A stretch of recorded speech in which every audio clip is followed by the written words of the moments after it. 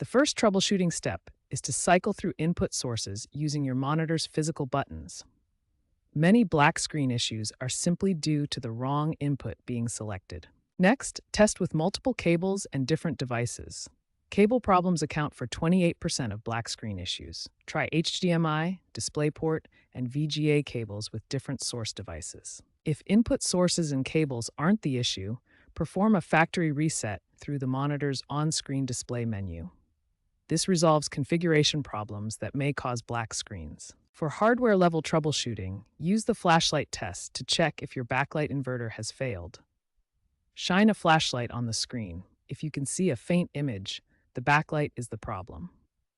Software solutions include updating graphics drivers and using Display Driver Uninstaller for clean driver installation. Windows 11 compatibility issues may require updated drivers. According to 2024 technical support data, 35% of black screen issues are power-related, 28% are due to cable problems, and 22% involve input source confusion.